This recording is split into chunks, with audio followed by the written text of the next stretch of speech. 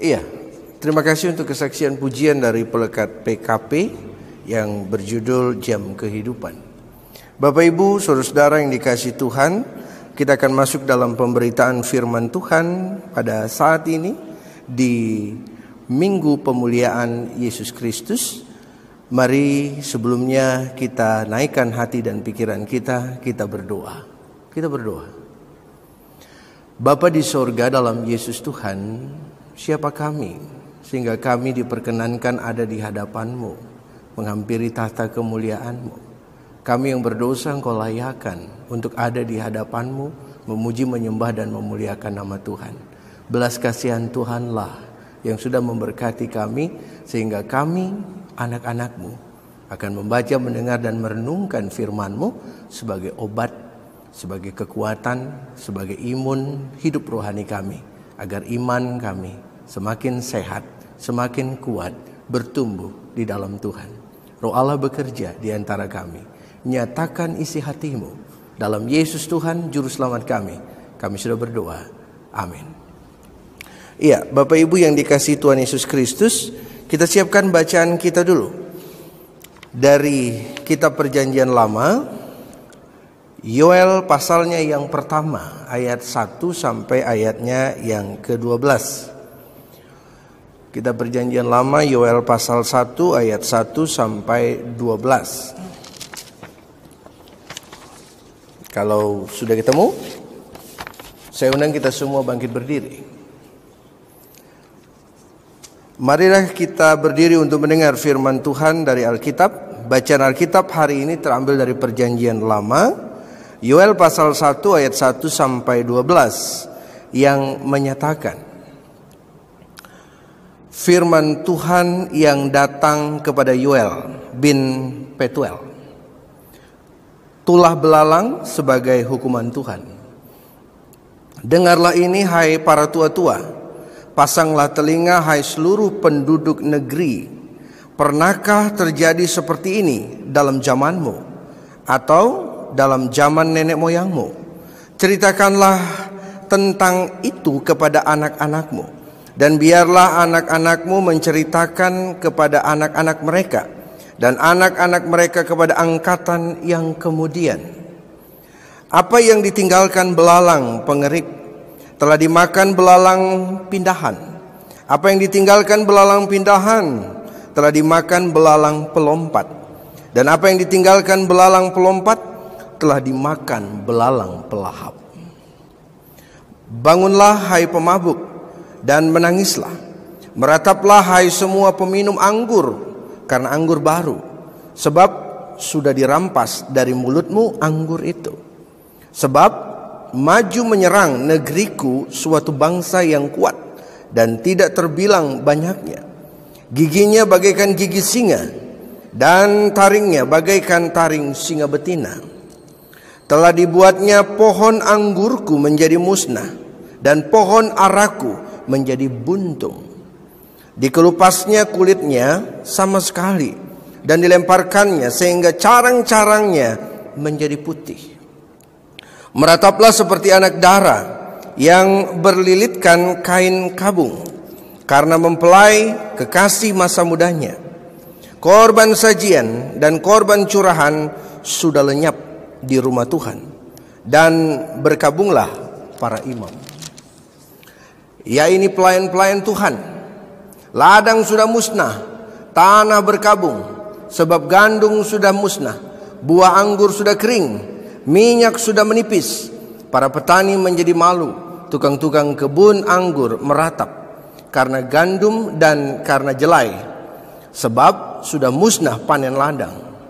Pohon anggur sudah kering dan pohon ara sudah merana.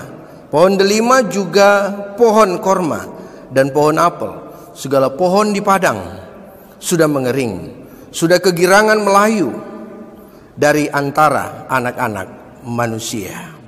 Demikianlah pembacaan Alkitab. Berbahagialah semua orang yang mendengar firman Tuhan dan melakukannya. Terpujilah Tuhan Yesus. Haleluya. Silakan duduk. Bapak Ibu yang dikasihi Tuhan, Shalom. Iya, Bapak Ibu, kalau tubuh kita yang sehat tiba-tiba sakit. Sudah pasti kalau kita mau sembuh, kita harus pergi ke dokter. Lalu kita menerima resep, resepnya dibelikan. Tidak sampai di situ, kalau kita mau sembuh, kita akan harus ikut aturan dokter. Minum obat sesuai takarannya, istirahat yang cukup sesuai dengan anjurannya, untuk tubuh kita cepat sehat. Nah Bapak Ibu, bagaimana kalau kita sedang dikoreksi Tuhan? Bagaimana kalau kita sedang didisiplinkan Tuhan? Bagaimana kalau kita sedang mengalami pergumulan, diizinkan menghadapi sesuatu yang sulit? Apa yang akan kita lakukan? Pasti yang pertama, kita akan datang kepada Tuhan. Lalu kemudian tidak hanya sampai datang kepada Tuhan, kita harus mengoreksi diri kenapa sampai proses ini terjadi. Dan kita harus mengikuti firman Tuhan. Nah Bapak Ibu, ketika kita membaca merenungkan firman Tuhan di pagi ini, saya mau ajak kita melihat kenapa terjadi pergumulan, masalah, bencana dalam konteks kehidupan orang Yehuda dan wilayah Yerusalem. Ada apa dengan mereka yang awalnya mereka sehat menjalani hidup normal seperti biasa, perekonomian baik, makanan cukup, buah-buahan cukup, tiba-tiba dilalap oleh belalang, habis. Ya, bahkan dikatakan kalau kita baca ayatnya yang pertama sampai ayatnya yang ke-20, Bapak Ibu akan temukan bahwa di situ bukan hanya belalang yang menyebabkan mereka menghadapi pergumulan yang berat atau bencana berat, kesulitan, ya. Tapi ada 3 rangkap. Yang pertama belalang, yang kedua kekeringan, yang ketiga kebakaran. Jadi sudah belalang memakan tumbuh-tumbuhan mereka, lalu yang kedua kekeringan, tidak ada air di situ. Yang ketiga kebakaran lagi. Itu artinya sudah jatuh ketimpa tangga. Nah Bapak Ibu, yang terjadi dalam kehidupan Yehuda dan juga Yerusalem mau mengatakan tentang sebuah proses bahwa mereka yang normal mengalami sakit. Apa yang terjadi dalam kehidupan mereka? Yang awalnya mereka secara ekonomi baik, lalu kemudian mereka beribadah. Tapi kemudian Tuhan izinkan sebuah bencana terjadi. Bencananya rangkap yang tadi saya katakan.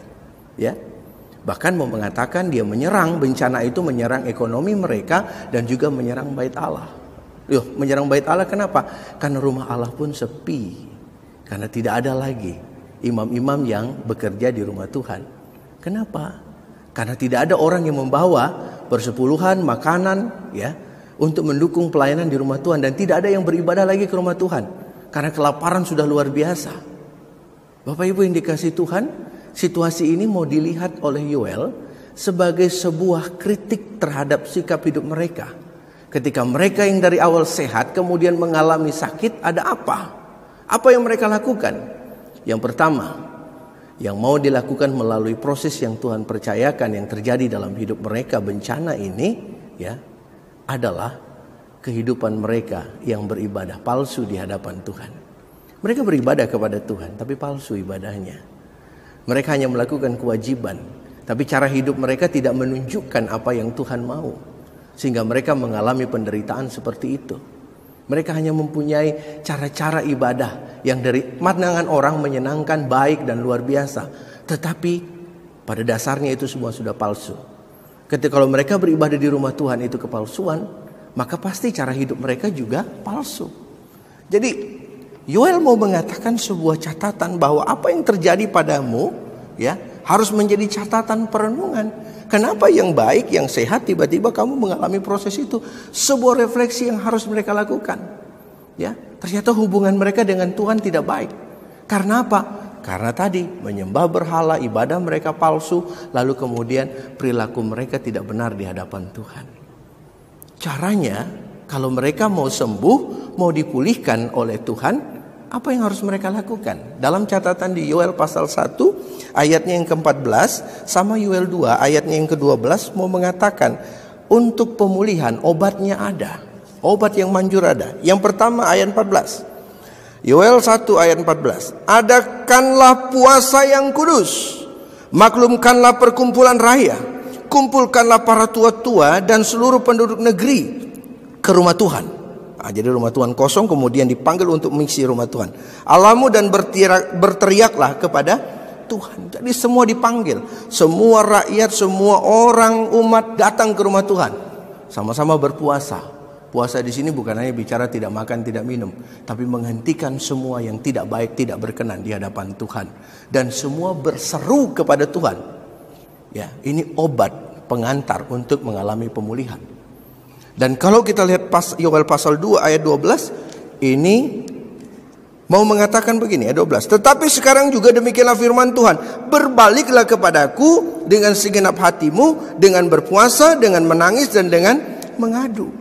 Ya, jadi ayat 14, Yoel pasal 1 ayat 14 dan Yoel pasal 2 ayatnya yang ke-12 mau mengatakan, kalau Yehuda, Yerusalem mau mengalami pemulihan, bencana ini mau selesai, mereka mau sehat kembali, ekonomi mereka mau sehat kembali, bait Allah mau terisi lagi, mereka harus mengadakan pertobatan.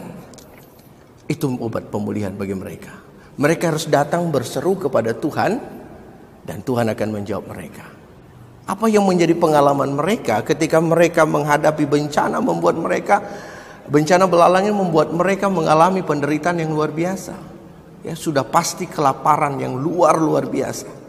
Mereka susah makan, susah minum karena kekeringan. Ya. Tetapi Yoel mau mengatakan bahwa ketika kamu ingin mengalami pemulihan, harus datang kepada Tuhan, berseru kepada Tuhan, berbalik dari jalanmu yang jahat, dan kembali memohon pertobatan dan hidup baru di hadapan Tuhan. Melalui Yoel, Tuhan mau bilang begini, sederhana, kembali dan bertobat kepada Tuhan, maka aku akan memberikan pemulihan. Nah, obat yang manjur dari semua bencana, dari semua pergumulan yang terjadi dalam kehidupan manusia, ketika Tuhan lagi mengoreksi dia, yang pertama, introspeksi diri, datang kepada Tuhan, dan memulai kehidupan yang baru dalam pertobatanmu. Bapak Ibu, maka Tuhan akan memulihkan semuanya. Semua yang tidak benar, tidak berkenan di hadapan Tuhan ditinggalkan. Dan kita datang kepada Tuhan untuk menerima obat yang manjur, obat yang tepat, yaitu pertobatan. Berbalik kepada Tuhan, perbaiki hubungan kita. Karena melalui setiap proses bencana, pergumulan, Tuhan mau berbicara banyak hal yang baik untuk kita sebenarnya.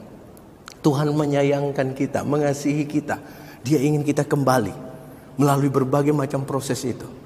Apa yang Tuhan lakukan kepada Yehuda, kepada Yerusalem, wilayah mereka, melalui belalang ini, melalui kekeringan, melalui kebakaran. Apa yang Tuhan lakukan? Tuhan mau berbicara kepada mereka, aku mengasihimu. Melalui penderitaanmu ini, aku ingin kamu kembali kepada aku. Melalui penderitaan ini, aku ingin kamu memulai hubungan yang baru dengan aku. Melalui penderitaan ini, melalui bencana ini, aku ingin kedekatan denganmu. Jadi Tuhan ingin membangun sebuah kehidupan baru, zaman yang baru dengan Israel, di mana semuanya ada dalam ketaatan dan hidup berkenan di hadapan Tuhan. Dan memang Yoel mengangkat dalam konteksnya situasi ya tentang akhir zaman, di mana hari Tuhan akan datang. Tapi ini bukan hari Tuhan, tapi ini awal dari kedatangan hari Tuhan itu. Jadi belum masuk hari Tuhannya, tapi awal-awal menjelang hari Tuhan bahwa akan terjadi bencana-bencana. Tetapi orang yang bertobat, dia akan mengalami pemulihan. Orang yang berbalik kepada Tuhan, dia akan mengalami pemulihan dan perlindungan dari Tuhan. Nah, Bapak Ibu yang dikasihi Tuhan, saat ini kita tidak menghadapi bencana belalang. Kalau bencana belalang kita semprot pakai anti hama juga mati dia. Ya, kita tidak menghadapi bencana alam yang besar di tahun 2020 ini. Kita menghadapi pandemik, bencana non alam yang terjadi. Ketika kita merenungkan bencana yang terjadi non alam ini, kira-kira pernah tidak kita melihat Tuhan mau berbicara apa melalui proses ini? Apa yang Tuhan ingin sampaikan dari isi hatinya untuk kita? Apakah Tuhan berkata, aku mau menghukum kamu? Apakah kita berpikir bahwa Tuhan mau mengatakan bahwa aku ingin mencelakakan kamu melalui pandemik COVID-19 ini? Saya katakan tidak. Melalui bencana non-alam ini, COVID-19 ini, Tuhan lagi mau berbicara dari isinya. Dia mau mengatakan, aku mengasihimu. Dia mau mengatakan, aku ingin mengoreksi hidupmu manusia. Dia ingin mengatakan begini, aku ingin membawa kamu kembali kepadaku. Dia mau mengatakan, aku ingin ada pemulihan. Jadi Bapak Ibu, melalui bencana ini Tuhan bicara bukan yang buruk. Tapi Tuhan bicara tentang kasih sayangnya, tentang isi hatinya. Yang ingin saya dan Bapak Ibu menjaga hidup di hadapan Tuhan, mengoreksi diri kita. Dan Tuhan mau katakan, obat yang manjur itu memperbaiki hubungan kita dengan Tuhan. Obat yang manjur itu untuk melihat pemulihan terjadi, yaitu kita kembali kepada Tuhan. Melihat firman-Nya, kembali fokus kepada Tuhan.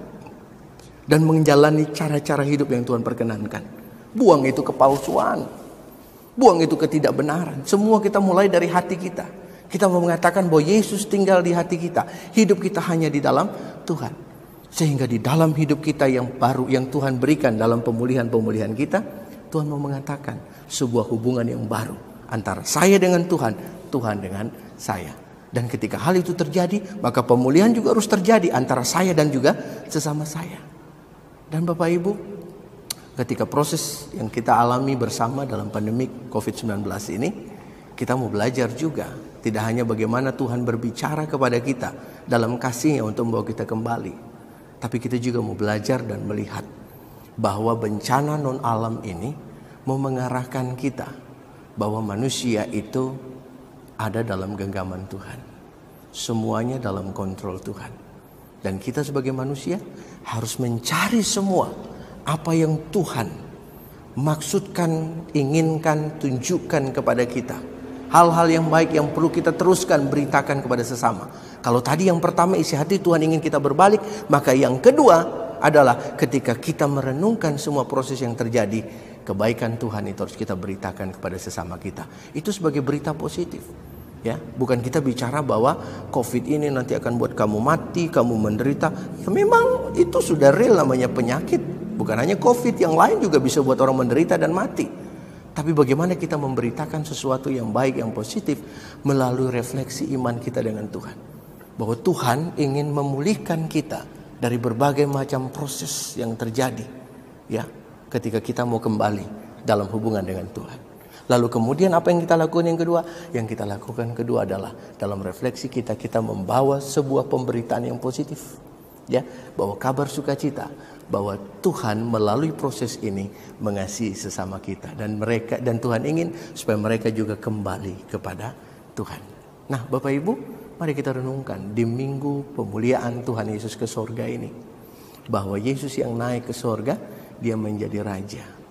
Bahwa kita diminta anak-anaknya untuk tetap menjaga hidup di hadapannya, karena janjinya bahwa Tuhan akan menyertai kita sampai pada akhir zaman. Jadi apapun kondisi zaman pada saat ini, apapun pergumulan, baik bencana alam, bencana non-alam, saya mau katakan, Tuhan tetap menyertai kita sampai akhir zaman. Tuhan Yesus memberkati. Amin.